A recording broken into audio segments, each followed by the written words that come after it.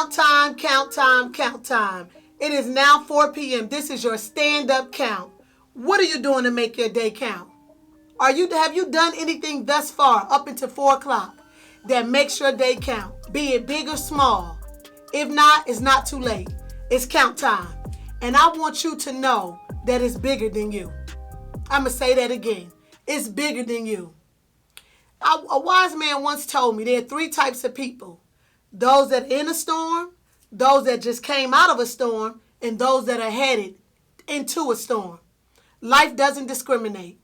Either you'll find yourself going through or just coming out. But I want you to know wherever you find yourself, it's bigger than you. If you're in the midst right now, be it addiction, be it abusive relationship, just coming home from prison, financial woes, whatever your storm is, I want you to know, don't worry. It's not just about you. It's bigger than you. And my father has to tell me that all the time. Angela, it's not about you. It's bigger than you. Yes, I was the one that was physically incarcerated and going through it. And there, in the midst of the storm, just dark times. But you never know how many people deliverance depends upon you.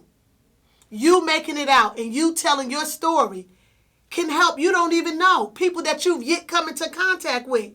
But if you want to sit in your storm and throw a pity party at aid and woe is me and woe is that, how you going to deliver those that's behind you? Or if you choose to keep quiet, you feel like, oh no, I'm too good. I never tell that.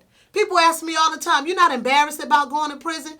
Absolutely not. It's a choice that I made and that's why I ended up. But now guess what? I'm better because of it. So it's up to me to tell my story. So the ones behind me or the ones that was before me, no, it's not about us. It's bigger than us. We have to help the generation behind and before. We can't keep quiet. So I challenge you today to not keep quiet about the things that you're going through or the things that you've been through because it's bigger than you. I remember reading a book one day and a man, he was talking about his son had been addicted to drugs for years. They tried everything they could, every rehab. They were wealthy. He spent money on top of money on top of money. His son still will be clean for a while and then he'll go back to an addiction. He decided to take his son up away into the mountains and they went up there and they went on a retreat. Do you know that his son never ever went back to drugs again? And out of that came them creating the program that they used up there for him to get delivered from drugs. And now guess what? It's one of the top rehabs in our nation. And he said if he had to go back through that 10 years of addiction of heroin to know that what was on the other side of how many people would be saved as a result, he would do it all over again. So I encourage you today not to keep quiet and to remember whatever you're going through, it is bigger than you.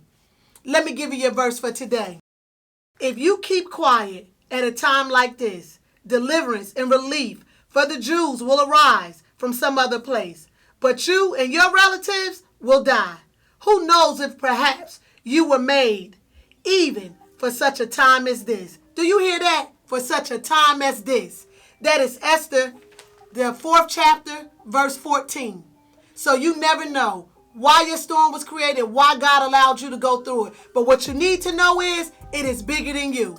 So every time you get discouraged, I want you to remember and say this affirmation.